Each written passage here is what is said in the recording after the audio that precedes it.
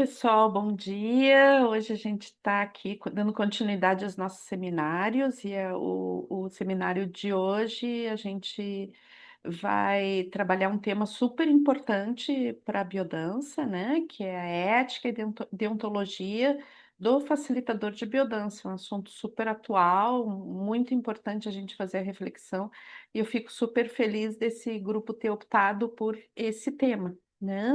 Porque eu acho que é um tema crucial dentro da biodança. E quem coordenou o trabalho foi a Letícia. Letícia, apresenta aí o povo. Tá bom, obrigada, Mirtz. Bom dia a todo mundo. E como a Mirtz falou, inicialmente, assim, esse tema chama a deontologia ética e deontologia do facilitador de biodança, né? Ele parece um tema muito simples, né? Mas ele é um tema muito complexo, né? E esse grupo também, por diferentes momentos, assim, que está na escola de formação, né? Uns mais no final, outros mais no início, também teve toda uma complexidade aí que envolveu para as pessoas poderem chegar no conteúdo, né? Para passar para vocês, porque ele envolve um conhecimento, uma experiência, né, da formação do facilitador, das coisas que ele passou, enfim, diversos temas também complexos, né, da biodança que tem que ter o entendimento do princípio biocêntrico, coisas assim importantes. Então, primeiro eu quero parabenizar esse grupo porque ele teve assim esse entendimento e soube se aprofundar, né, no tema para poder passar hoje. E o grupo, então, faz parte o Álvaro, a Cris, a Olga, a Gabi, a Dorivete e a Neuza. E a gente vai começar um pouquinho diferente, tá? Eu vou abrir aí para cada um se apresentar e dizer um pouquinho o que que motivou eles a escolher esse tema, porque eu achei também super interessante que essas pessoas escolheram esse tema, né? Então eu acho que é um gancho legal para a gente iniciar. E aí, na sequência, a Olga vai iniciar explicando um pouquinho a respeito dos conceitos ali. Uhum. Legal, Lê. Eu vou destacando então cada um deles, tá? Vou tirar o destaque de ti e vou destacando cada Tá, um. pode ser o Álvaro, então. Eu vou Ó, botar aqui, vou seguir aqui pela listinha. hum, Então é brevemente, né? Uma apresentação bem breve, assim, só para falar o nome e dizer o que que ele motivou, o que que se chamou, né, para fazer esse tema. Bom dia, sou Álvaro. Eu escolhi o tema porque me chamou a atenção a palavra deontologia, eu não sabia bem o que era. E aí, quando eu vi, era uma coisa que me interessava muito, como já início de facilitação. Então foi isso. Obrigado. Valeu, Álvaro. Agora a Cris. deixa eu... Aqui está, Cris, nos quadradinhos. Vai lá, Cris. Bom dia. Eu escolhi esse tema porque também não sabia o que que era deontologia. Talvez quem não saiba hoje vai ficar sabendo. Mas tinha a questão do facilitador.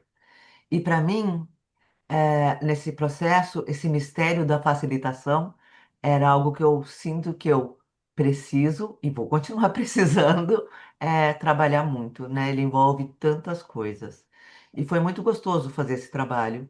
É, e como a Letícia falou, a gente descobrindo, né, essas outras visões, essas outras formas, no processo da formação. E, gente, eu li tanto, tanto. Eu li os tomos, acho que mais do que quando eu escrevi minha monografia. Então, foi muito legal, foi muito, muito rico isso tudo que a gente fez. Muito obrigado, Letícia, pela paciência, por todos os encontros. E eu passo com a palavra para o próximo da lista, que eu não sei quem é. Não, a Dorivete. Eu, hum, eu escolhi esse tema porque a ética sempre me chama atenção, assim, porque ética é uma palavra, ela tem vários sentidos e um sentido só que é um cuidado com o outro. Ter ética como facilitador é uma coisa muito, é um cuidado muito grande. Então, essa palavra, eu fui por essa palavra e por isso que eu escolhi. Meu nome é Va- Dorivete. Valeu, Não Dori. conhece. Agora a Gabi, Mirtz. Deixa eu ver onde é que tá a Gabi aqui. Ah, tá aqui, achei. Oi, eu sou a Gabriele e eu escolhi esse tema porque eu vejo a importância, né, e a relevância do facilitador de biodança numa aula, né? E à medida que eu fui estudando o tema, eu vi o quanto é mais relevante do que eu imaginava, né? A gente ter essa consciência da ética em biodança. E queria agradecer a Lê também, porque, pelo menos para mim, assim, o início foi mais difícil, assim, até desenrolar a coisa. E aí depois eu fui, realmente, assim, vi que muita coisa legal e vi quanto abriu, assim, a minha mente em relação à questão da facilitação e toda a relevância mesmo do facilitador. Obrigada, Gabi. Agora a Olga. E a Olga, tá, achei a Olga. Vamos ver. Olga, Abre o áudio. abre o áudio.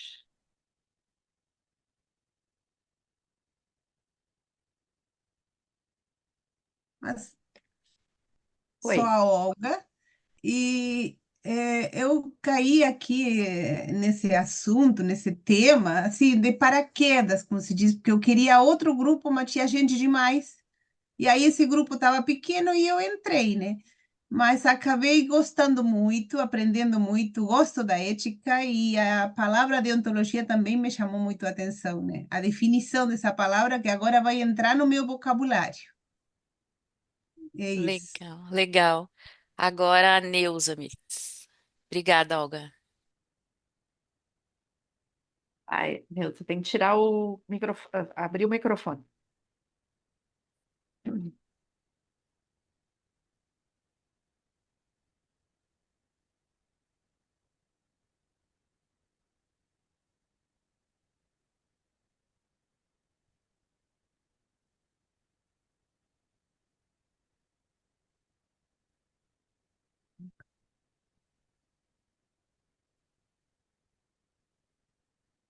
Não, Neuza, é no computador. Tem que abrir no computador. Tá fechado o áudio. É, na tua telinha do Zoom, provavelmente a coisinha do áudio tá com um X, um tracinho em cima vermelho. É só tu clicar nele.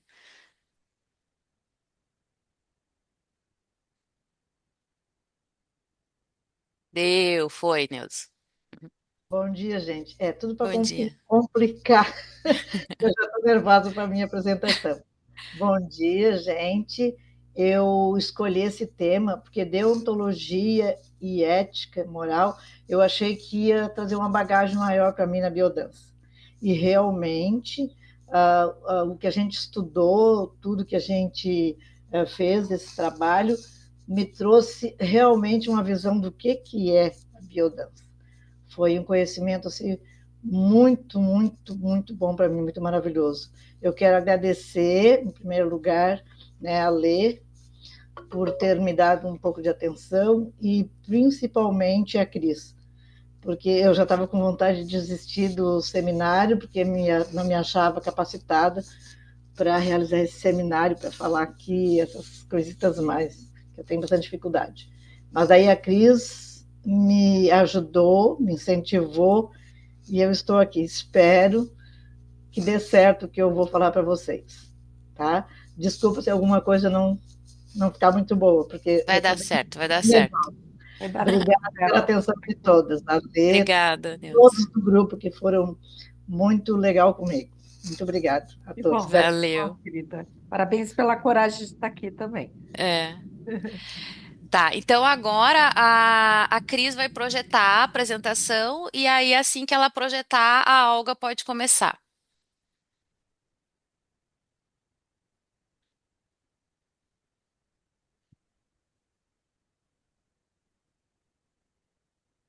Aqui é quem vai participar, né? Aí agora é com o grupo aí, tá? Bom, dando início ao seminário de Ética e Deontologia na Biodança, eu vou definir primeiro a palavra deontologia, né? De onde vem, de onde surgiu, né? Deixa eu só Ela, falar uma coisa que pra mim tá parecendo a lâmina preta, não preta. está aparecendo os nomes. Vai mais uma lâmina pra frente, por favor, Aí, Cris. agora sim. Não, Sim, ainda está no nome. mas a segunda lâmina, não. É uma fotografia, né? Não, não é. Vai na É, próxima lâmina que eu quero ver se vai estar preto também. Ah, é É, tá, eu acho que vídeo. tá na última É o lâmina. vídeo. Ah, Bom, tá. Tu fez um negócio ali na frente, eu não tinha visto. La ética nace de la afectividad.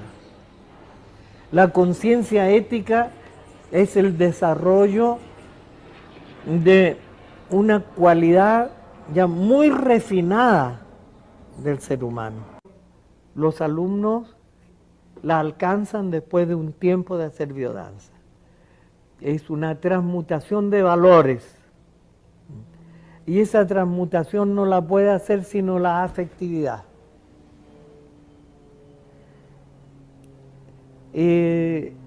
Esa transmutación individual, ese proceso evolutivo de las personas, consiste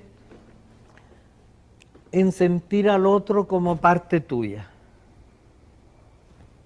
Lo que al otro le sucede te está sucediendo a ti. Cuando están matando los jóvenes en la guerra, te están matando a ti. Cuando te están explotando a miles de operarios, te están explotando a ti. Porque no somos seres aislados, somos un solo conjunto, estamos muy unidos cósmicamente. Estamos pegados unos con otros. Y la gente cree mucho en su personalidad y en su individualidad y en su mundito,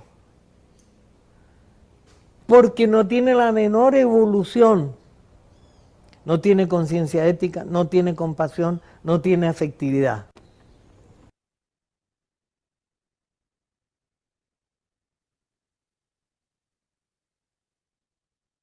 dando continuidade a esse belo e emocionante trechinho que o Rolando Toro fala, né, que é bem no nosso tema, eu até me emocionei de ver esse assunto, apesar dos nervos, que eu estou também nervosa, né, mas vou me acalmar, vou fazer uma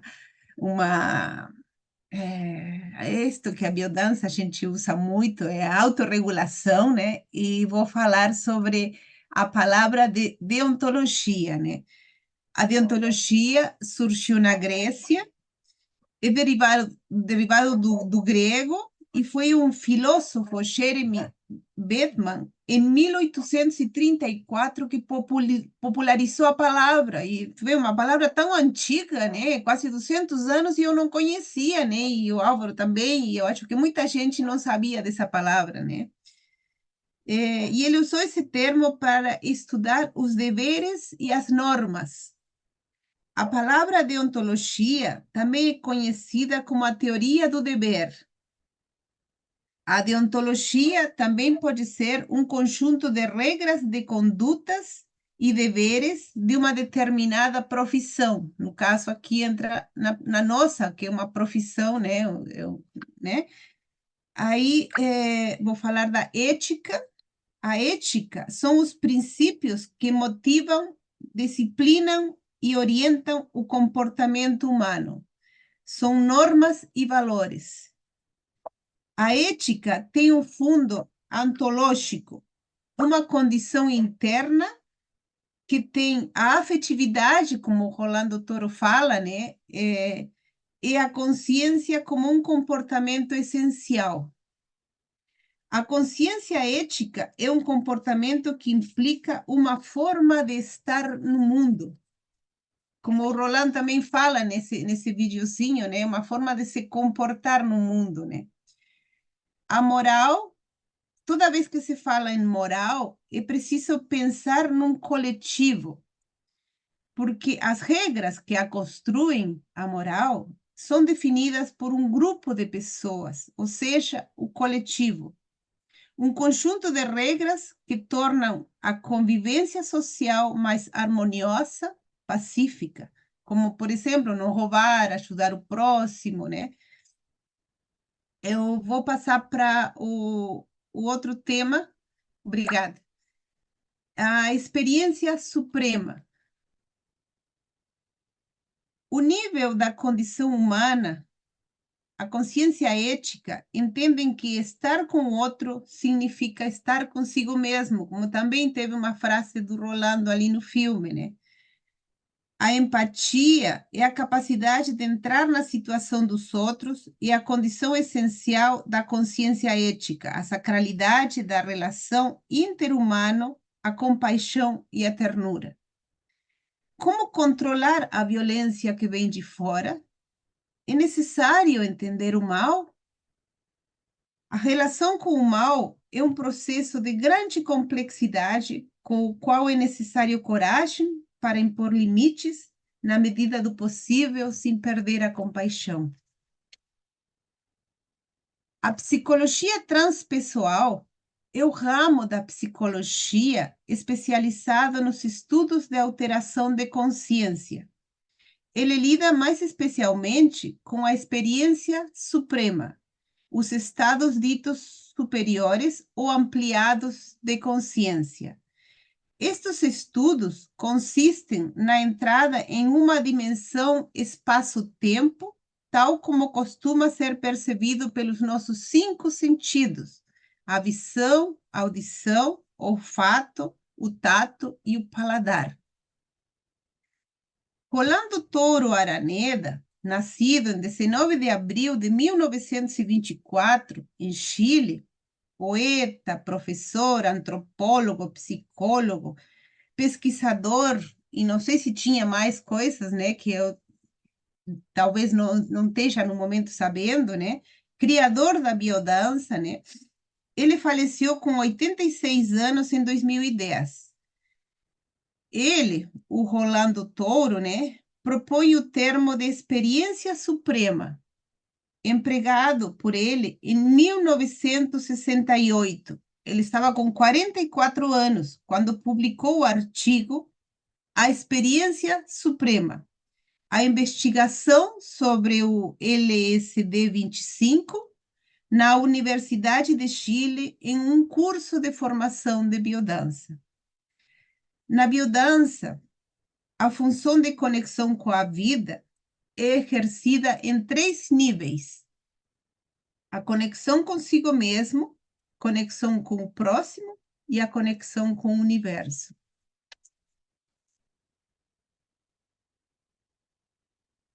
O ser humano perdeu a conexão com a vida, está quase completamente atrofiado nela. Despertar a função de conexão com a vida representa um dos objetivos mais esperados das terapias. A função de conexão com a vida toma como ponto de partida e como referência existencial a experiência e a compreensão dos seres humanos.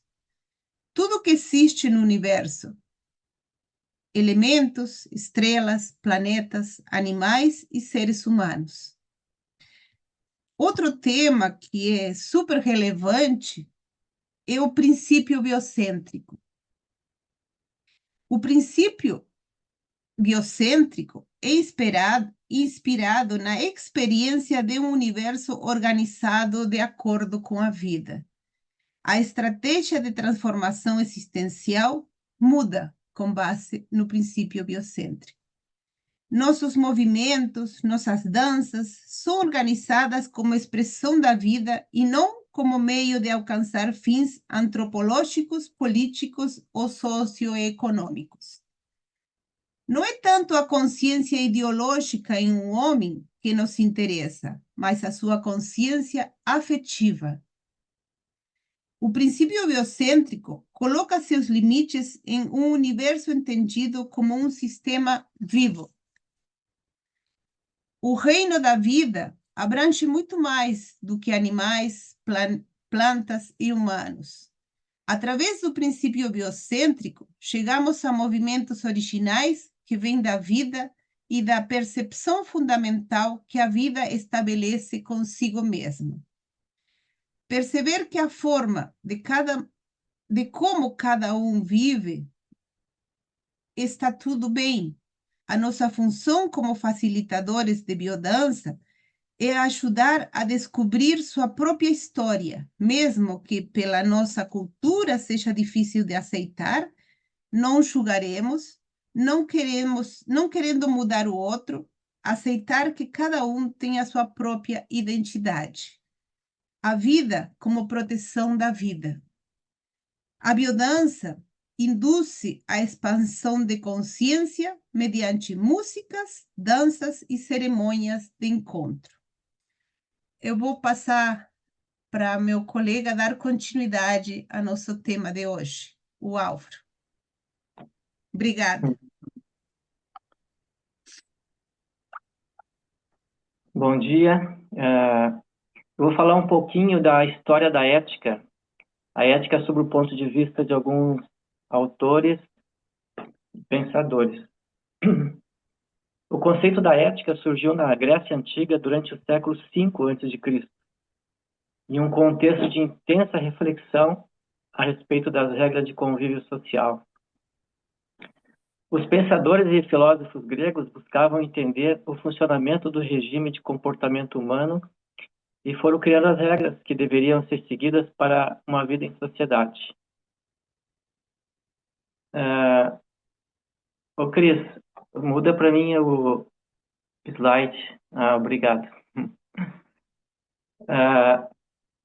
Sócrates acreditava que se quiséssemos alcançar a felicidade, precisaríamos ter uma vida virtuosa.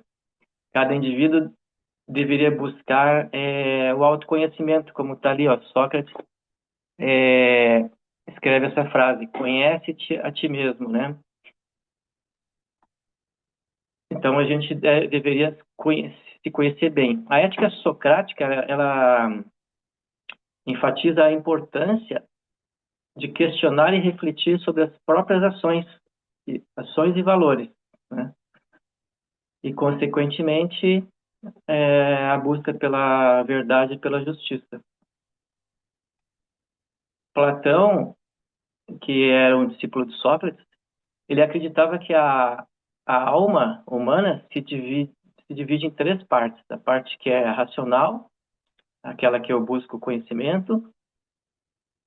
A segunda parte que é a irascível, que é a busca pelo responsável por produzir as emoções. E a parte apetitiva, que é a busca por prazer.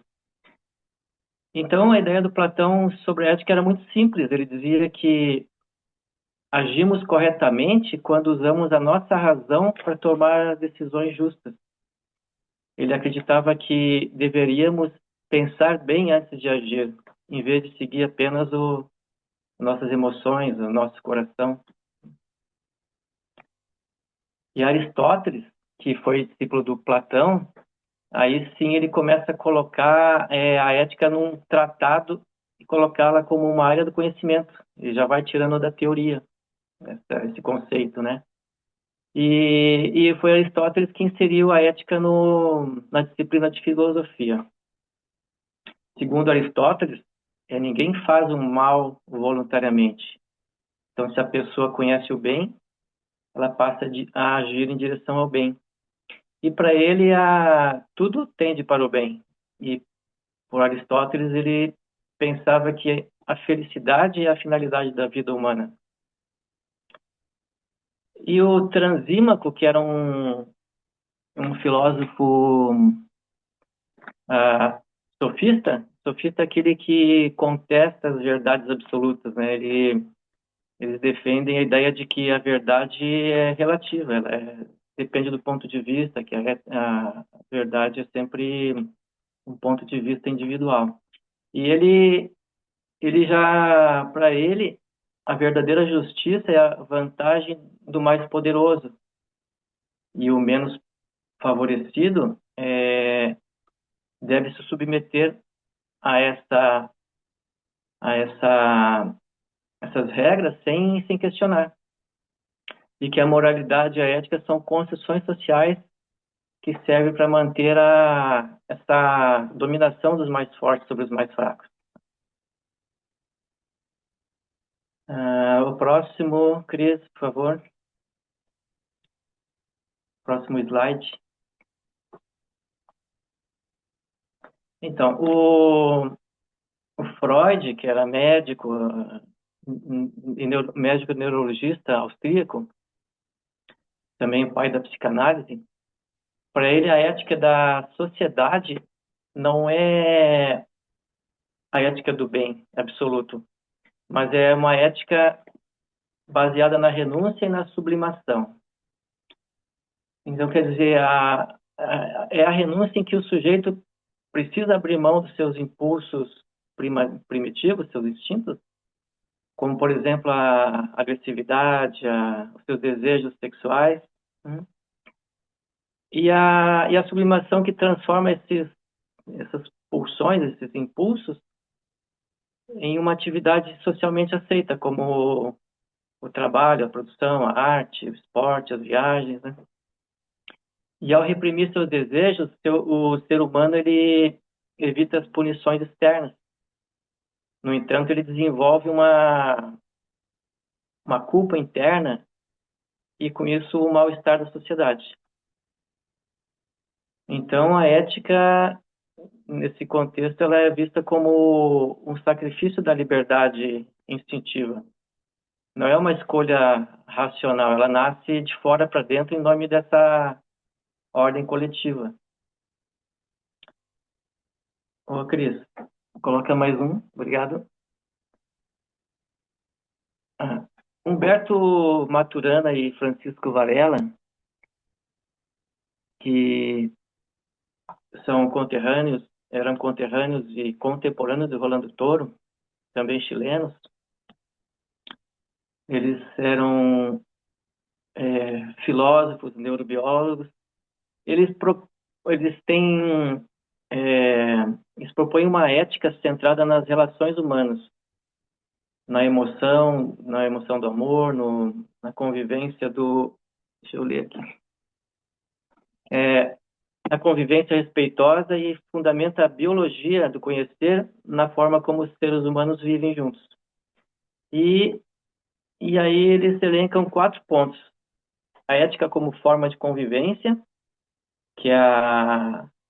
em que a ética não é aquele conjunto de normas impostas de fora para dentro, mas sim que surgiria da convivência entre os seres, na empatia, né? Então ela nasce da reflexão consciente sobre como queremos viver juntos. E o segundo ponto, o amor como fundamento ético, é um dos conceitos central para o Maturana e para o Varela, é o amor, que é definido como uma emoção que funda esse espaço de convivência. Porque sem o amor não tem ética, não tem a aceitação do outro, né, como legítimo. Então, não há ética sem amor. O terceiro ponto, que é a ética da responsabilidade, ele defende que a ética é agir conscientemente, assumindo as responsabilidades pelas consequências dessas ações sobre os outros e sobre o mundo, né? Aí envolve a escuta, o diálogo, o respeito. O quarto ponto é a ética da autopoiese. Então, ali pelos anos 60, 70, Maturana e Varela, estavam com uma questão que os incomodava, que era saber como que condições se constitui o ser vivo.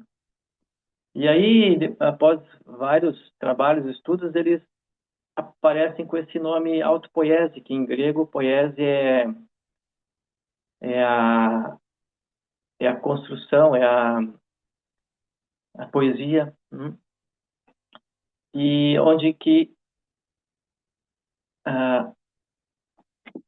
o ser se constrói a si mesmo. Assim, por exemplo, se eu cortar a minha mão, ele imediatamente vai acontecer vários processos ali de estancar aquele sangramento, de cicatrizar, de criar uma nova pele. Ou se eu corto uma árvore e deixar um galhozinho dela e tiver condições, aquele pequeno galho tem as informações para se tornar uma nova árvore, uma grande árvore, né? Então, o organismo, se ele não conseguir manter essa dinâmica de colaboração, ele não se mantém vivo, ele morre.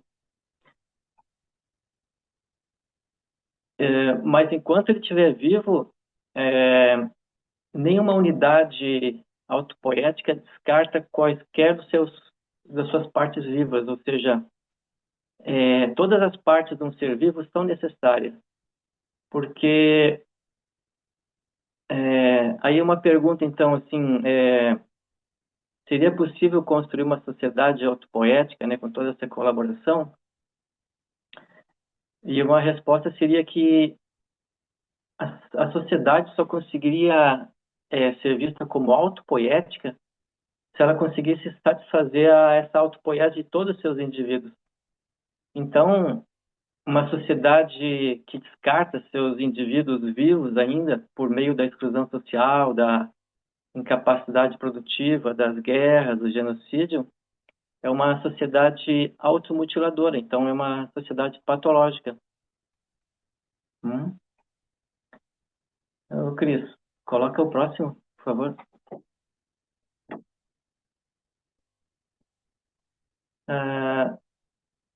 Feliciano Flores, que é um gaúcho, que nasceu aqui no Rio Grande do Sul, em Esteio. Ele é biólogo e facilitador de data de biodança. Ele escreveu um artigo que foi publicado na revista Pensamento Biocêntrico, de 2013, e ele inicia com ele se pergunta, né? O que me faz sentir um mal-estar quando eu sou agressivo, quando eu causo dano ao outro, seja esse outro um ser humano, um animal, um vegetal, e quando eu desconsidero o sagrado da vida que estão presentes nele. Então, o Feliciano escreve que, como biólogo que ele sempre entendeu a ética como aquelas condutas autênticas assumidas a partir das suas verdades interiores, das suas crenças, dos seus valores. Portanto, para ele, a ética teria uma origem, um caráter muito mais interno, ou seja, de dentro para fora. E o que acontece na sociedade é a conformação das condutas para um bom viver. Mas essa conformação ela tem o significado de dar forma, de formatar, e não de estarmos de acordo, né? Então, esses acordos, ele leva o balizamento de dentro para fora. E aí ele conclui dizendo que essas conformações sufocam, desorientam ou pervertem os instintos de tal forma que em um grupo, a percepção da ética se torna muito difusa e sem a ética não há convivência. Então, assim, Feliciano diz que a ética é emocional, a ética é amorosa e a ética é instintiva. Sancler Lemos, que é um facilitador e também didata de biodança, ele é bem conhecido pelas maratonas que ele faz na natureza. Ele também tem um livro que se chama Transcendência. Então, para o Sancler, a ética é algo inerente ao ser como consciência, mas essa consciência como sendo a essência da expressão do ser como uma totalidade. Ele diz que todos nós somos consciência, e essa ética, como inerente ao instinto, e esse instinto como uma força organizadora e propulsora da vida, o instinto é a ética em si, uma vez que a ética se confunde com esse impulso básico que permite a organização da vida. E Paulo Freire, que que foi um educador e foi professor, nascido no Recife. A obra dele mais famosa se chama Pedagogia do Oprimido, que foi traduzida para vários idiomas e foi lido por vários educadores. E nesse livro, Paulo Freire trata a ética como um elemento central e inseparável da verdadeira educação. Por Paulo Freire, educar é um ato profundamente ético, porque envolve as escolhas, envolve o respeito ao outro, o compromisso com a transformação social. Vou passar a palavra para a colega Dorivete, que é professora e conhecedora das obras de Freire, e aí ela vai enriquecer esse tema. Tá? Dorivete? Sim, sim. Eu vou falar do Paulo Freire e a relação dele com a biodança e o Rolando Toro. Primeiro vou falar da pedagogia do Paulo Freire. Primeiro ele viu assim como estava uma sociedade onde tinha muita opressão e muito oprimido e muitos opressores, né? Onde o aluno, o educando era considerado um ser que não tinha, que era vazio, e o professor depositava todo o conhecimento, o professor sabia tudo, considerado uma educação, um ser que sabia tudo e o aluno não sabia nada. Então, aí ele olhou para essa sociedade, analisou e quis fazer alguma coisa, assim como o Rolando Toro um dia olhou e disse: não, isso não está bem, precisamos dar um jeito nisso. Aí ele fez essa pedagogia do oprimido, onde ele diz que o oprimido e o opressor têm que se libertar junto, eles precisam se humanizar junto, porque senão não existe a libertação. A humanização dos dois tem que acontecer ao mesmo tempo. Aí é uma prática de liberdade, é uma dignidade para os dois. A primeira coisa que acontece é um diálogo, é uma prática dialógica. A educação libertadora encoraja a construção coletiva do conhecimento, onde o diálogo estimula a reflexão crítica da realidade. Então, o educando sempre vai analisar a realidade dele para conseguir transformá-la. E o conhecimento não é horizontal. Aliás, desculpa, o conhecimento não é vertical, não é o professor que sabe tudo, é horizontal. Todos têm alguma coisa para aprender e todos têm alguma coisa para ensinar. Então, uma relação horizontal entre educador e educando. Como já falei, um diálogo de escuta e consciência. Uma reflexão crítica da realidade. A educação tem que ser, deve ser um ato político, dialógico e libertador, voltada para transformar a realidade e emancipação do sujeito.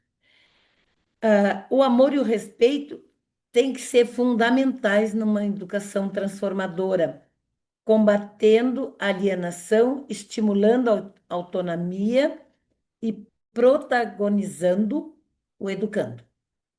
Paulo Freire diz assim, ó, ensinar é um ato de amor. Rolando Toro diz, a afetividade é a base de toda a biodança. Então, o amor e a afetividade. Rolando Toro falava na integração do corpo, da emoção, através de vivências. Rolando Toro falava na valorização da expressão afetiva, do encontro humano, da empatia. A dança como linguagem universal do vínculo e da vida. Onde eles tinham em comum, porque eles tiveram muita coisa em comum. Paulo Freire dizia que não há saber, alguém saber mais ou menos, há saberes diferentes, que exigia acolher o outro com empatia, o que também é base de vivência afetiva na biodança. O corpo como sujeito de conhecimento. Paulo Freire defendia uma aprendizagem significativa, enraizada na realidade e na experiência do sujeito, com aulas mais viradas assim, para práticas. Por exemplo, eu numa aula de ciências, eu sempre dava experiências do cotidiano do aluno.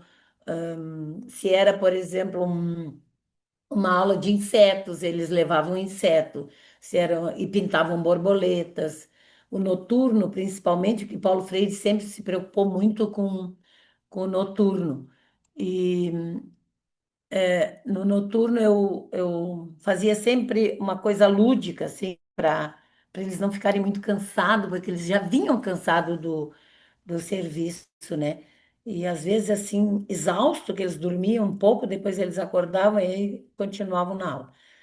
E sempre traziam uma coisa para eles pintarem, um caça-palavra, uma relativa à matéria, assim, sempre tinha caça, porque ciências é uma matéria, química, que é a matéria que eu dava, é a gente gostando da matéria que dá, né? Tem isso também. Tem que gostar também da biodança e gostar de ser facilitador, que é uma coisa muito importante. Eu adorava ser professora. E eu gostava da aula que eu dava, então eu sempre trazia uma coisa para eles pintarem, eu sempre conversava muito. E é isso que o Paulo Freire fala, do diálogo, de conversar com eles, que a vida é difícil, mas estamos aí, né? Como aquela música da menina ontem. E aí, assim, ter empatia. A empatia, ela também vai no Paulo Freire e vai no Rolando Toro, que o Rolando Toro diz: tu tem que te botar no lugar do outro, que ele falou no início do filme dele ali hoje, do vídeo. Tão lindo que ele fala assim, te bota no lugar do outro, daquele que está sofrendo, porque quando a gente entra numa turma de alunos cansado, é difícil eles pensarem assim, ah, eu vou aprender isso que a professora está ensinando, cansado, morto de cansado, às vezes tinha situações bem difíceis no colégio. E a mesma coisa quando tu entra, talvez, né? Não sou facilitadora ainda, mas às vezes eu vejo meu grupo cansado, as gurias sofridas, sei lá, né? Sabe quantos problemas tem. E às vezes tem que olhar, assim, ter a empatia com aquele grupo, com aquelas pessoas, com aquelas senhoras mais idosas. Essa relação de empatia é que os dois falam, eles falam com muita propriedade disso, com muito. E ele revolucionou o ensino. Depois que o Paulo Freire fez isso, já tinha professores que faziam, né? Uma aula melhor. Mas melhorou bastante. Teve mais aulas melhores. E assim que o Rolando Toro entrou na vida, no mundo, eu acho que melhorou muito a sociedade. Então, são duas pessoas que melhoraram muito o feito. E, assim, outra coisa em comum, não posso devagar muito. O corpo como sujeito. Paulo Freire sempre defendia a aprendizagem significativa, com experiências do sujeito. E a biodança parte do corpo e da emoção para gerar uma aprendizagem vivencial, promovendo uma transformação subjetiva. A relação horizontal e dialógica que eu já falei, que o diálogo é essencial para a construção da consciência crítica. A biodança promove encontro onde todos são co-participantes e co-criativos na vivência. Uma transformação social. Ambos vivam empoderamento, autonomia e transformação do sujeito e do coletivo. Uma coisa importante para os dois casos: criar ambientes educativos, afetivos e acolhedores. Sempre o grupo tem que ser afetivo e acolhedor, a sala de aula afetiva e acolhedora. Valorizar o corpo como emoção no proceder, no processo de aprender. Incluir práticas vivenciais que favoreçam a escuta, a empatia e a convivência. Promover uma educação que humaniza e liberta, não apenas transmite conteúdo. Nos dois casos. O encontro como prática política existencial. Para Freire, a educação acontece no encontro dialógico, no reconhecimento do outro como sujeito com história, cultura e sentimento. A biodança também se funda no encontro humano autêntico, no olhar, no toque respeitoso, na escuta silenciosa, na dança como linguagem de afeto. Esses encontros não são apenas vivências pessoais, eles têm um caráter ético e político. Num mundo marcado pela desumanização, criar espaço para a afetividade é um ato revolucionário. Tanto a pedagogia de Freire quanto a biodança nos convocam a construir relações mais humanas e sensíveis, solidárias, rompendo a lógica da competição, do isolamento e da hierarquização. Para Paulo Freire, a ética está diretamente ligada ao compromisso com a dignidade do outro, com a justiça social, com a autonomia do sujeito. Ele afirma que a prática educativa precisa ser sempre ética e amorosa. Para ensinar, não é apenas transferir conhecimentos, mas formar consciência crítica e solidárias. Não há educação neutra. Toda prática educativa é ética, política e estética. A ética, nesse sentido, não é um conjunto de regras externas, mas uma atitude de respeito profundo pelo outro, pela sua história, sua cultura e seu potencial transformador. Na biodança, a ética é do vínculo, do cuidado e da vida. A biodança entende a ética como uma vivência sentida, nasce do encontro genuíno do outro com a vida. Não se trata de moralismo ou regras impostas, mas de uma escuta sensível, de empatia, de cuidado mútuo, de promoção de vida plena. A ética aqui está no gesto, no olhar, no toque consciência, na presença afetiva. É uma ética que brota do corpo e das emoções. É uma ética vivencial. É um compromisso com a vida, com a harmonia das relações e do bem comum. Ambos propõem uma ética de encontro, fundada na relação horizontal, sem opressão ou manipulação, comprometida com a libertação, não com o controle, baseada no respeito à diversidade e no acolhimento e na escuta, inspirada na esperança ativa, educar e dançar para transformar a realidade. A biodança e a pedagogia de Paulo Freire compartilham uma visão ética e humanizadora da educação, onde a experiência e o diálogo e a emoção são essenciais para o aprendizado e a transformação social. Ambas desafiam modelos tradicionais, propõem um caminho de autoconhecimento, empatia e libertação. Tem 3 questões aqui, eu não me lembro onde é que está, Cris. Como estamos cultivando a afetividade em nossos espaços de ensino e aprendizagem? É possível educar sem afeto? O que acontece quando o vínculo está ausente?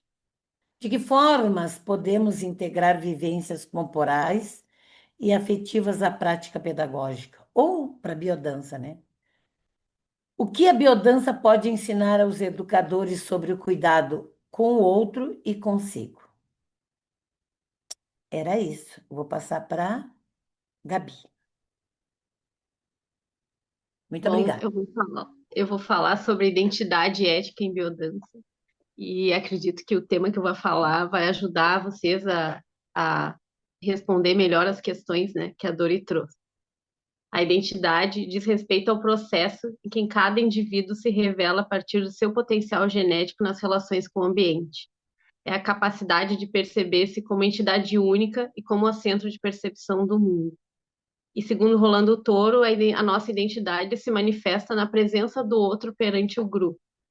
E o que nós buscamos através da biodança é fazer com que, através dos nossos movimentos corporais, seja expressada a identidade de cada um, sendo possível a gente conseguir acessar as nossas modificações e também, através das vivências, integrar a nossa identidade. Segundo Carlos Garcia, que é facilitador e diretor da Escola de Biodança de Buenos Aires, que ajudou Rolando Toro a divulgar a biodança no Brasil, na preparação do segundo Congresso Latino-Americano de Biodança. Para ele, o desenvolvimento da ética está intimamente relacionado e enraizado com a afetividade, visto que a ética é a expressão mais profunda do comportamento relacional humano. O ser humano, segundo ele, precisa de um útero externo, que é o ambiente afetivo, que é aquela nutrição primária, as carícias, o afeto, o amor, que o bebê recebe lá no início e que ao longo do tempo vai nos ajudando, quando crianças, a desenvolver a nossa identidade.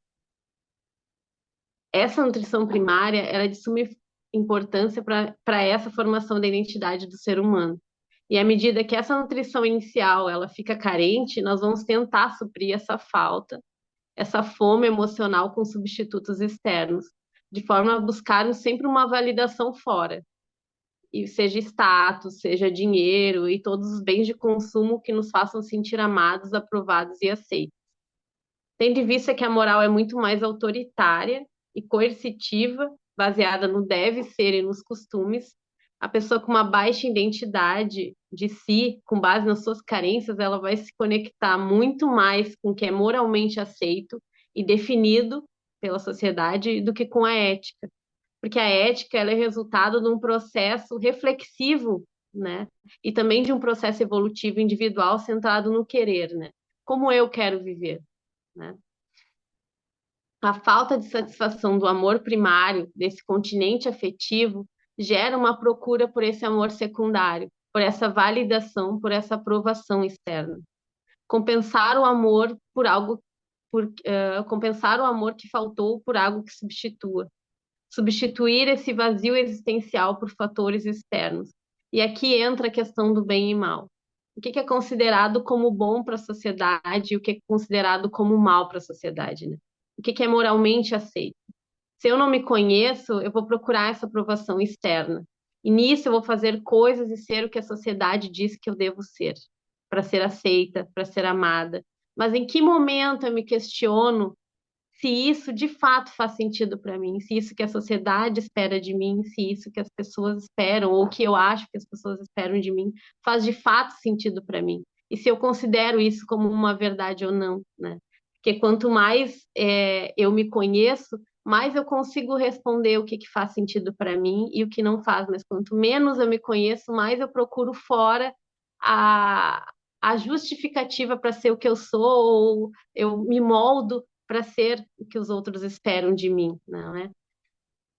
E essa vivência de amor primário, ela precede a consciência e abre a via afetiva que facilita a estruturação de vínculos. Mas a falta desse mesmo amor primário, ela gera um sujeito muito dissociado e desconectado de si, que faz de tudo para buscar essa validação, né? Que está sempre buscando seja em grupos e se adequar e se ambientar aquilo que muitas vezes nem faz sentido para ela.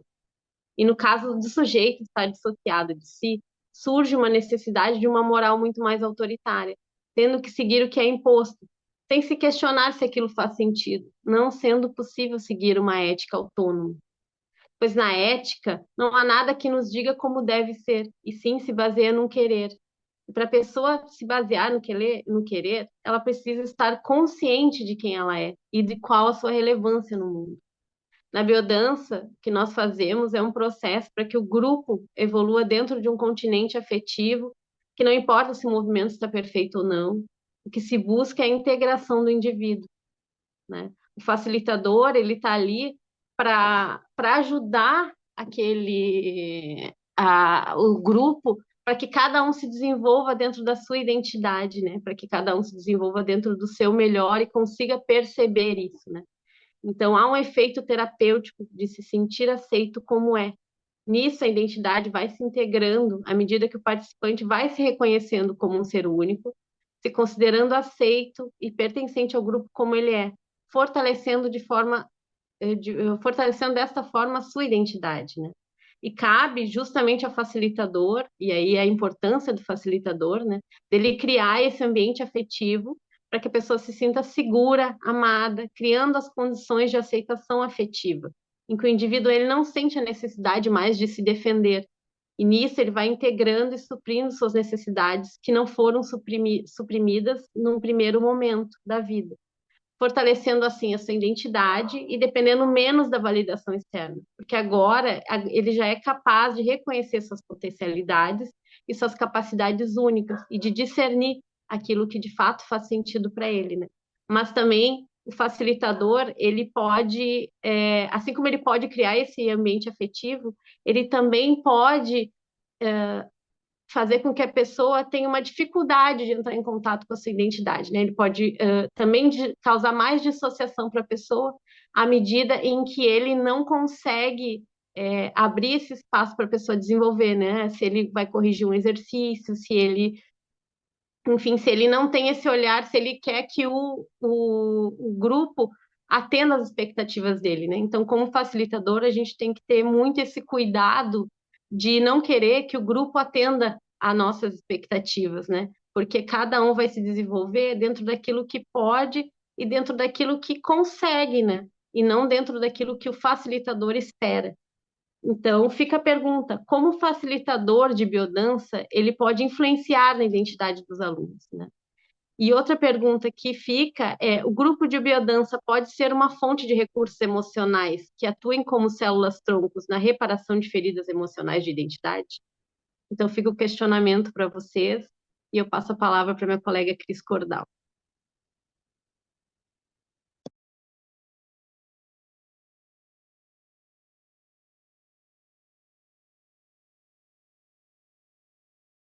Na verdade, eu vou falar só depois, Gabi. A gente vai passar primeiro para a Neuza.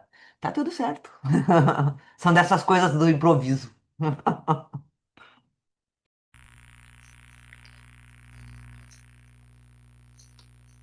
Pode botar minha lâmina, Cris.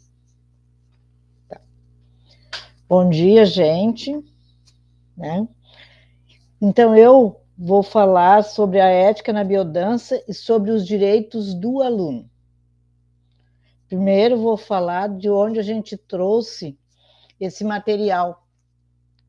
Foi baseado no projeto de código deontológico e autorregulação do criador Rolando Toro, né? Que eu vou trabalhar para fazer esse seminário. Esse projeto do Rolando, ele é um projeto que não é obrigatório nas escolas do Brasil, mas ele serve como uma leitura complementar, né? Uma metodologia de orientação na aula de biodança.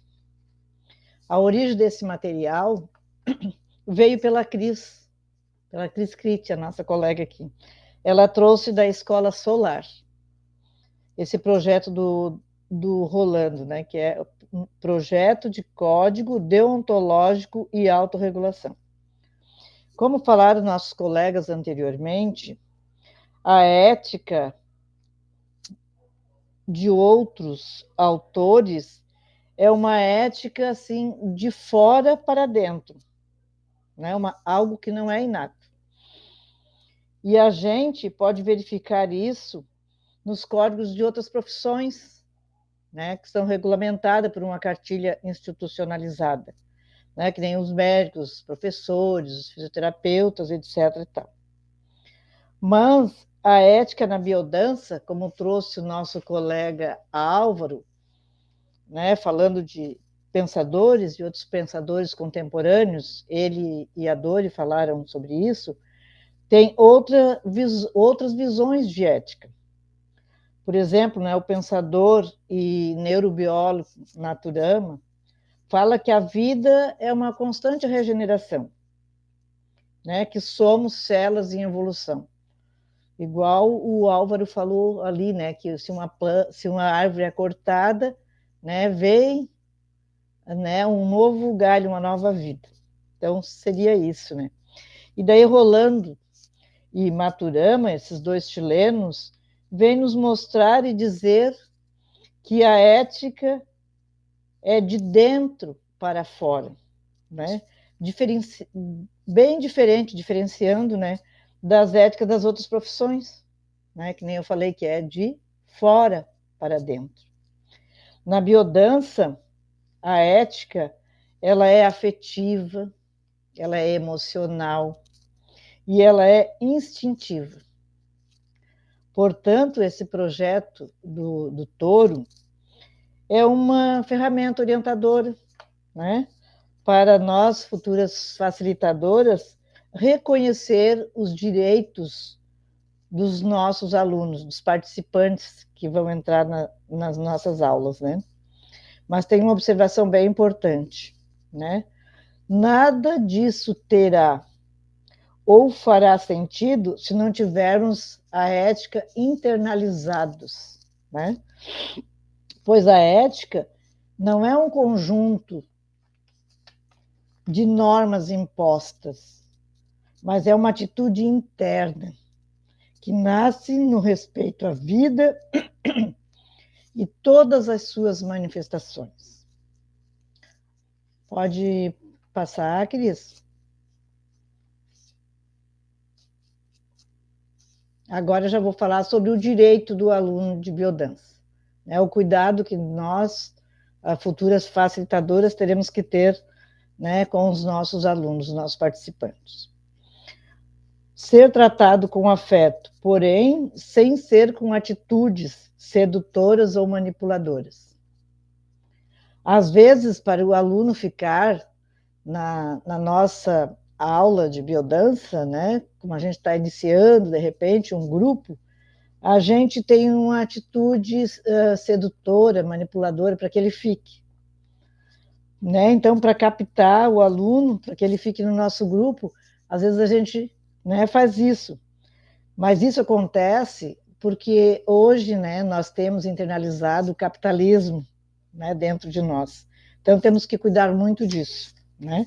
Porque isso aí é a ética, ela é de dentro para fora, né? E eu vou dar o exemplo de mim mesma. Quando eu cheguei na biodança, né, que há 7 anos atrás, eu, logo de cara que eu cheguei assim, eu gostei muito, porque eu fui muito bem acolhida, né? Eu senti, assim, que o grupo e a facilitadora me acolheram, mas sem manipulação. Não foi sedutor aquilo. Era um ambiente acolhedor mesmo, que isso mudou muito a minha vida. Tá? Aos poucos, assim, eu fui melhorando, fui evoluindo, desenvolvendo, né? Os olhares trazendo notícias de mim, os abraços integrando a minha vitalidade, minha identidade sendo fortalecida a cada sessão de biodança. Hoje eu sei o que eu quero, como eu quero, onde eu quero ir e já sei dar uns limites. Isso é a verdadeira ética, uma ética viva que se expressa nos gestos, nos olhares, nos silêncios e nos encontros de biodança. É direito do aluno não ser discriminado por raça, nacionalidade, condição social, identidade sexual. No último seminário, mês passado, em maio, a Cris Alves falou sobre isso, né, sobre a questão racial. E eu lembro que a Mirtz também, né, falou de um congresso que ela foi na Itália, que havia 200 diretores de escolas de todo mundo, né? De todas as nacionalidades, de todas as raças. E o que chamou a atenção dela, que não tinha nenhum diretor negro, né, gente? Então é isso, né? E a gente fica pensando, né? Por que que, né, no mundo, num lugar, né, que tinha tanta gente, né, não tinha nenhum negro? Nós precisamos trabalhar isso em nós como facilitadores, né? Conosco e com os outros, porque para tirar esse antirracismo que está dentro ainda de nós, né? Nós temos que trabalhar muito isso como facilitador. A Cris, a Kitty agora, falou também que uma vez ela deu um encontro de biodança numa praça. E nesse encontro chegou uma senhora, né, que não estava em boas condições de higiene e que era, eu acho, moradora de rua ou de algum abrigo, alguma coisa assim. E ela não se sentia digna de entrar na roda, né, por a sua condição social. Mas o grupo que estava na praça, eram alunos já de biodança, outros não, a acolheram. E ela, aos poucos, conseguiu entrar na roda. Né? Ela se sentia uma cidadã ferida, de viver à margem da sociedade, que não deixava isso, não deixava ela se aproximar da roda, né? Mas como ela foi acolhida daí pela facilitadora e pelas outras colegas, ela foi inserida na roda e teve liberdade para expressar a sua dança. Por alguns minutos, ou por algum tempo, será eu, né? Ela se sentiu bem com um pouco de oferta de afeto. Isso fez ela dançar do jeito dela. A ética na biodança, gente, é fundamental nessas questões todas ali, né? Do racismo, da nacionalidade, da condição social, né? E praticar essa escuta empática em todas as horas é bem importante. O outro não é um objeto de intervenção, mas um espelho da nossa própria humanidade. Ser respeitado nas suas convicções morais, políticas, filosóficas e religiosas também é um direito do aluno. E nessa última maratona, de novo, eu vou dar o exemplo, foi do nosso palestrante Constantino. Ele falou que lá em Santa Catarina, onde ele dá a biodança, onde ele faz, né, a biodança, o catolicismo é predominante. E ele viu que teria que ter uma outra maneira dele introduzir a biodança. E ele foi aos poucos, né, com afeto, um conciliador, né, foi integrando a biodança de uma maneira bem afetiva, para não bater de frente, né, com aquela comunidade católica. Porque, como a gente sabe, né, a biodança não comunga a história do criacionismo, né? Mas, aos poucos, ele foi introduzindo as vivências de biodança. Daí ele deixou, por último, a vivência da sexualidade, pelo que eu entendi, né, naquele dia. Porque só depois que ele viu que o grupo já tinha confiança nele, já tinha segurança no trabalho dele, que ele conseguiu colocar a linha da sexualidade. Porque ele sabia que para elas era uma questão, assim, né, de moral, de pecado, essas coisas assim. Mas ele, com afeto, delicadeza, fluidez, respeitou as convicções religiosas que elas tinham, né? E os direitos delas como alunas. Ele soube conduzir exceções com liberdade criativa, com coerência metodológica. Porque o direito do aluno na ética é ter seu tempo respeitado, o seu corpo e os limites.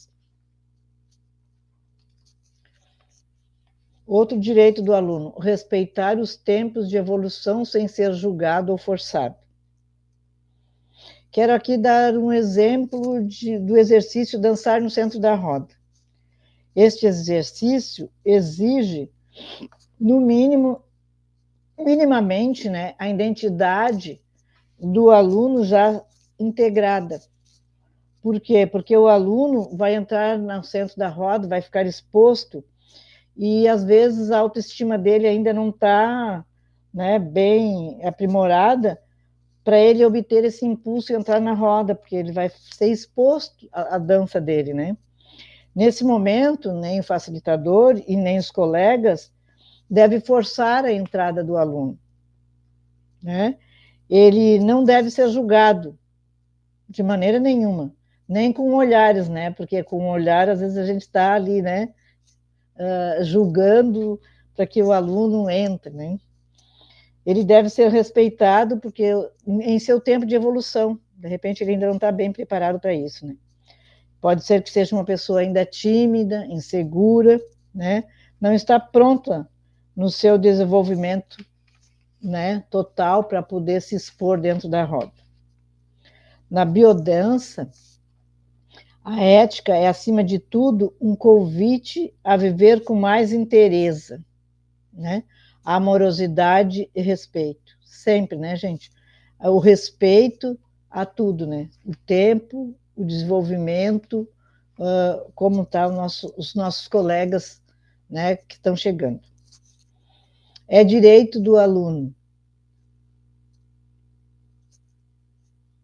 não ser manipulado afetivamente, protestar ou abandonar a atividade sem ser julgado. Quero dar continuidade ao comentário anterior que eu fiz de entrar na roda, né? Quando o aluno não entra, né, porque ele ainda não está pronto, não está preparado para entrar na roda, ele fica meio inseguro, né? Alguns ficam olhando, incentivando, entra, aquele negócio, né? Assim, às vezes a gente faz isso, né? Esse aluno se sente assim julgado, aí ele, né?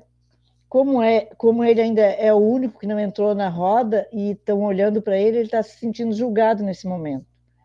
Isso é uma manipulação afetiva, né? A gente, como facilitador, não deve fazer isso. E é o direito do aluno daí protestar, né? E abandonar essa atividade, né? É um direito dele, mas ele não pode ser julgado por isso. Porque a verdadeira ética não se ensina com discurso, mas se revela no olhar. Olha como é importante o olhar. No gesto e no respeito pelo outro. Receber informações sobre o método e o objetivo da atividade. Essas informações podem ser dadas pelo facilitador em 3 momentos. Um é na amnese, né? Quando a gente chega e o facilitador, né, a gente chega e não conhece ainda a biodança, nessa anamnese, o facilitador, na entrevista, fala sobre o sistema da biodança para o aluno, né, para ele já ficar sabendo qual é a metodologia que é usada na biodança. No segundo momento, é na roda verbal, né, que a gente sempre, na roda verbal, uns 10 minutos, assim, mais ou menos, né, a gente deve falar da teoria, do que vai ser dado, né, naquela sessão de biodança. E o terceiro momento é na consigna, quando a gente demonstra, né, o exercício que vai ser dado, né, comunicando afetivamente o objetivo que será realizado naquela atividade. Recomenda-se também que contenha 4 itens nessa consigna, quando a gente vai dar o exercício. O nome do exercício, como realizar o exercício, qual o objetivo daquele exercício e a projeção existencial. Então, eu vou dar, por exemplo, um exemplo. O nome do exercício, um segmentar de pescoço. Como que eu vou realizar esse exercício? Eu vou falar e vou demonstrar o exercício, girar a cabeça lentamente, de forma contínua, pescoço relaxado, olhos fechados, boca entreaberta.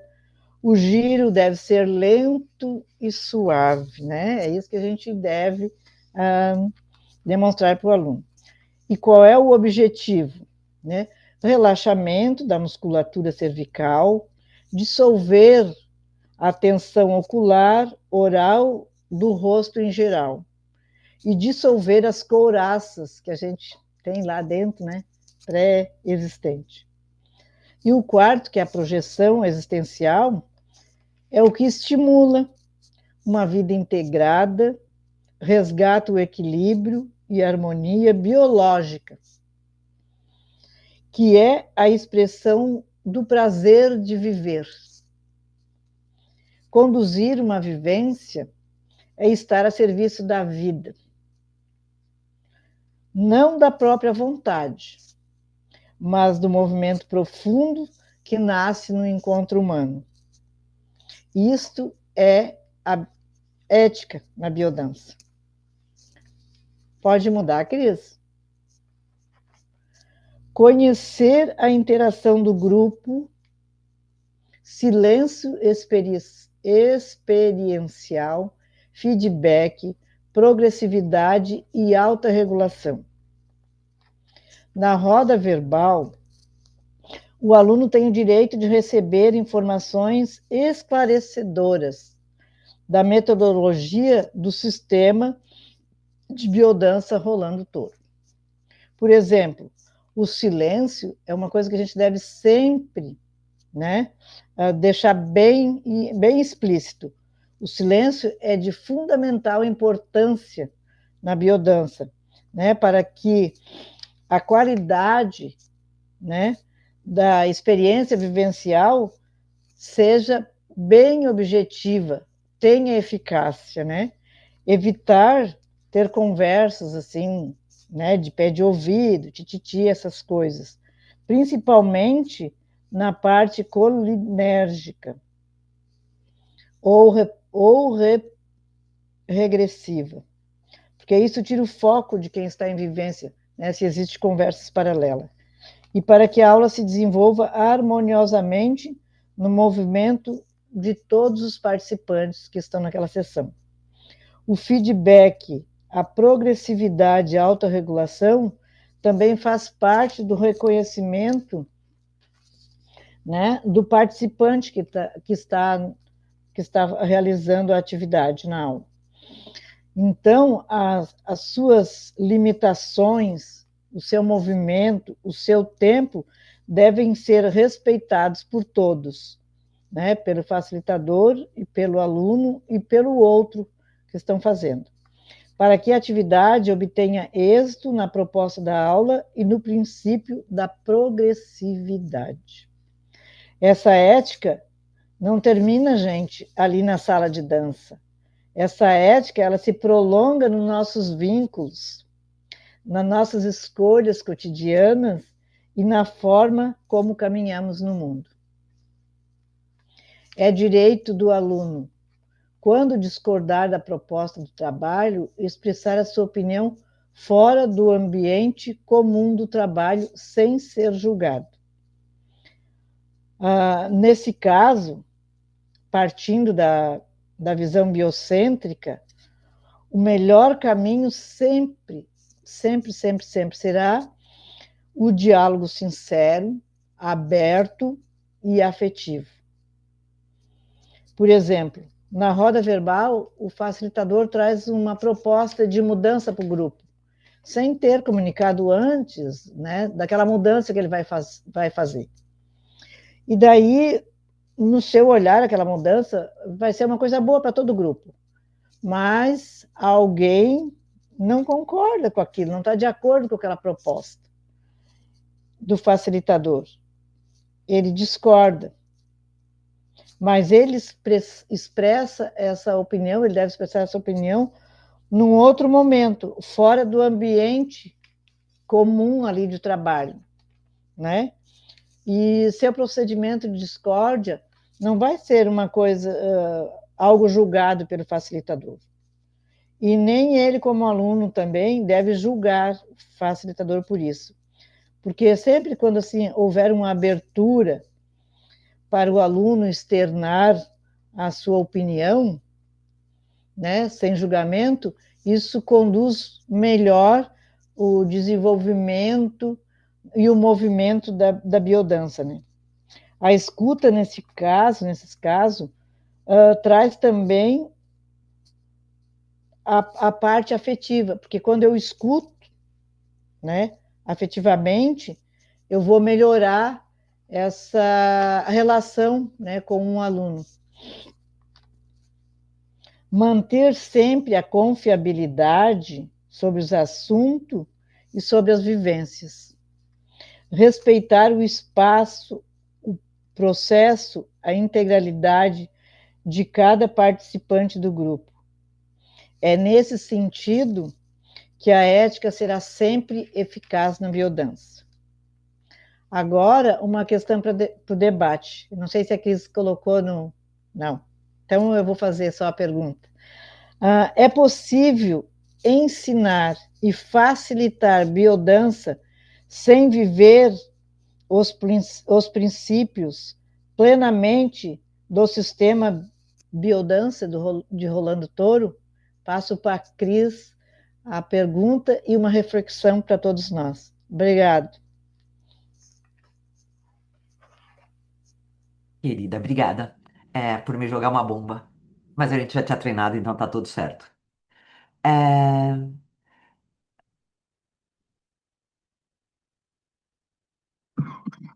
a Neuza falou dos direitos do aluno. E eu vou falar um pouco dos deveres do facilitador de biodança. Toda a sessão de biodança é uma sessão, é um evento sagrado, é uma cerimônia sagrada, né? Mas para que ela aconteça, a gente precisa respeitar, com muito cuidado, ter esse rigor, metodológico internalizado também, né? A gente está fazendo esses seminários, está aprendendo a falar em público, a gente está aqui durante 3 anos aprendendo todo esse processo. Não é por nada que ficam falando para a gente o tempo todo que a gente precisa estar no grupo regular, né? Porque essa ética que os meus colegas que acabaram de explanar para vocês, ela precisa acontecer de dentro para fora, né? Ela precisa estar introjetada, ela precisa estar desperta para a gente poder trabalhar com o outro.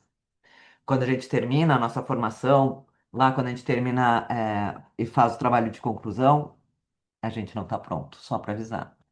E a gente não vai ficar pronto nunca. Rolando já falava que a nossa formação ela é uma formação continuada. E até isso tudo tá pronto para a gente, que não fica nunca, mas tudo bem, é, leva muito, muito, muito tempo. Então, tem em metodologia 3, Rolando vai acabar falando várias coisas que não são biodança, né? Quando a gente começa a colocar outras coisas nessa cerimônia. Então, assim, é dever do facilitador de biodança seguir essa metodologia, seguir o sistema, é, com esse rigor da ortodoxia, né? Para que aconteça esse processo integrativo, e que a gente possa acessar essas questões, existenciais através do nosso sistema neurológico, endócrino, imunológico, psicológico, a gente precisa estar seguindo isso.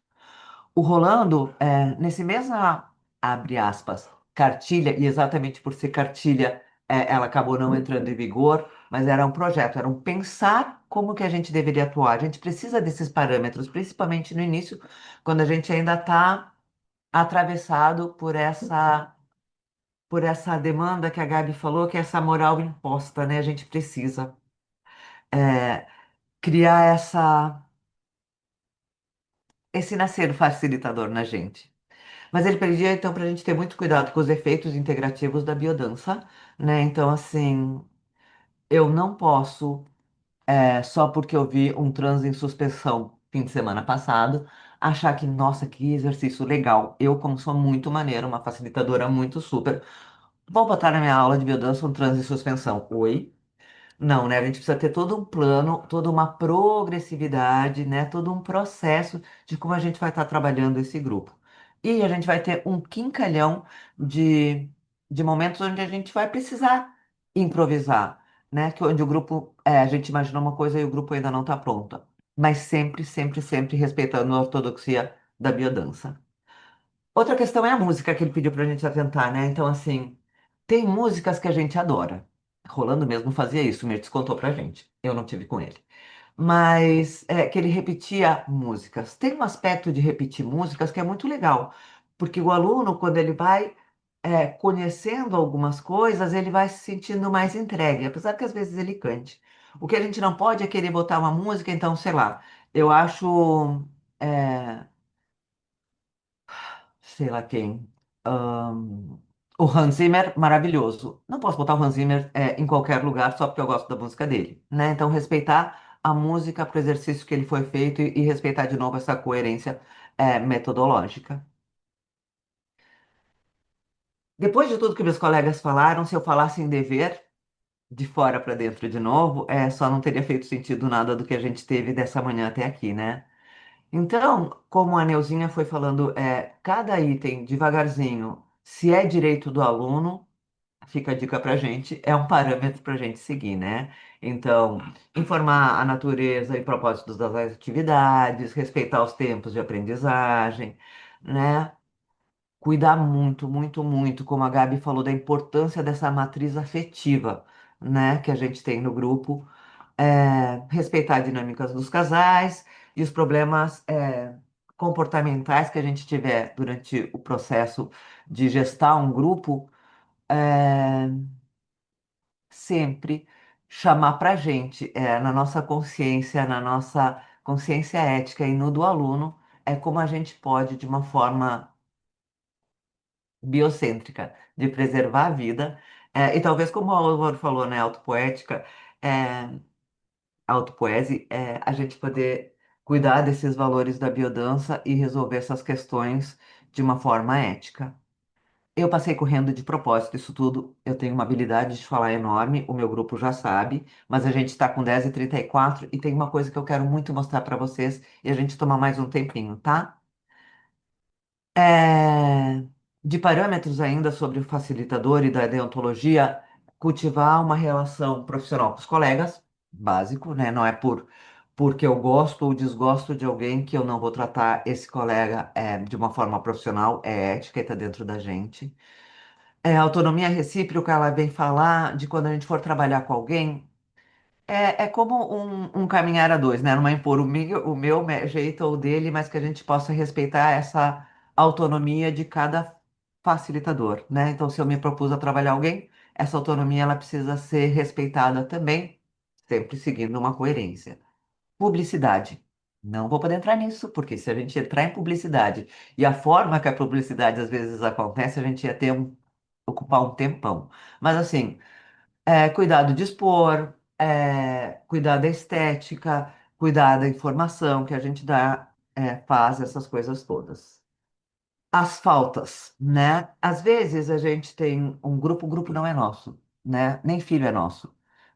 A gente é responsável por esse grupo, a gente é responsável pelos nossos filhos, né?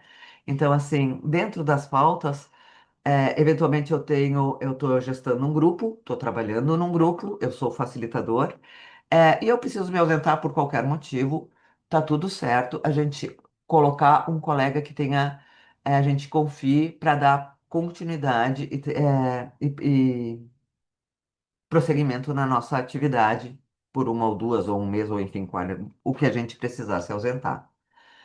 Trocas de grupo. Uia. Trocas de grupo foi uma das coisas que a gente discutiu bastante também enquanto a gente estava trabalhando esse material para apresentar para vocês, né? E o que Rolando recomenda é que a gente mantenha, se esforce para manter o aluno pelo menos um ano e meio no grupo, quando ele se insere, né? Porque às vezes vai ter aquelas coisas que a Gabi começou a contar pra gente, que é dessas projeções, desses conflitos de grupo, e que dentro do processo da biodança a gente pode ir dissolvendo. Então, é, desincentivar, existe essa palavra? Não incentivar, as pessoas a trocar de grupo antes de 1 ano e meio, quando ela já pode fazer essa mudança um motivo seguro, né? Ela já sabe, não é aqui que eu quero ficar, eu quero procurar outro. Vamos para a dança das transformações, né? Tem tanto exercício da biodança para nos ajudar em tudo isso. A gente pode falar mais dessas coisas em outros momentos e a gente vai estar falando. Mas o que eu queria mesmo trazer para vocês, o Rolando Toro, 2 dias antes de voltar a ser estrelinha, é, ele escreveu uma carta para os facilitadores. Ela é longa. Eu não sou tradutora de espanhol, apesar de falar, e eu trouxe ela na íntegra porque eu acho que é importante. A gente discutiu isso também e a gente achou que era legal. Eu vou lendo com vocês, a gente pode ler junto, e eu vou lendo, eu vou traduzindo na hora para vocês. Tudo bem fazer isso? Tudo certo? Sim, sim, pode Então, seguir, tá. Kiss. Então, beleza, vamos lá. Só o amor converte o milagre do barro. A formação do professor de biodança consiste essencialmente em descobrir uma missão, transmitir um estado de graça, mostrar novos caminhos para exercer o amor e despertar a consciência iluminada. Frequentemente, as pessoas levam uma identidade equivocada, reduzem a sua existência à existência de um ambiente empobrecido, quando não Há tóxico. exigências de um ambiente. Obrigada. É, Se os homens se sentem insignificantes, suas ações são insignificantes. A autoimagem de inferioridade cria monstros. Muitas pessoas não sabem que levam dentro de si uma divindade. A natureza essencial do humano é a eterna celebração da vida. Esta condição se revela numa visão iluminada sobre si mesmo e sobre o mundo. A iluminação interior não é um privilégio pessoal. Estar iluminado para si mesmo não basta. A gente precisa, a nossa luz é para iluminar aos que permanecem na escuridão, para poder vê-los em sua essência e transmitir a luz. Viver é uma oportunidade muito especial. É a oportunidade de perceber o humano eterno e sentir no nosso corpo o prazer da sacralidade da vida. Tem um monstro, desculpa, tem na gente algo muito maior e maravilhoso do que pensamos e fazemos. Se não conectarmos com esse fundo eterno, sentindo que somos pobres mortais, cheios de dificuldades, a nossa vida vai se tornar algo insignificante. Adquirir essa conexão com o esplendor da vida é essencial. Na realidade, a iluminação do que se fala frequentemente como um fenômeno excepcional, cheio de condições místicas e misteriosas ou ocasionais, é uma condição natural de todos os seres humanos. Se trata de um caminho de visão de nós mesmos e do significado da vida. Eu preciso tossir e respirar. Trata de uma mudança, não de um caminho. Se trata de uma mudança Isso. de visão de nós mesmos e do significado da vida. Obrigada, Mirtes. É um novo modo de vincular-se aos outros e enfrentar as dificuldades como parte do nosso trabalho alquímico. Aceitar a abundância e a beleza que gera o amor. Somos muito mais do que geralmente pensamos. Somos criaturas cósmicas, capazes de amar e de criar beleza. Se não assumimos a grandeza, nos transformamos em assassinos e nossa vida se torna insignificante. Para minha alegria, o povo da biodança leva adiante a tarefa mais alta que pode abarcar na nossa existência: devolver ao mundo a sacralidade da vida. Rolando Toro Araneda. E é isso, pessoal, que a gente tinha. Muito obrigada pela atenção. A gente está aberto para refletir sobre todos esses temas e é um convite a gente conversar um pouquinho sobre isso agora.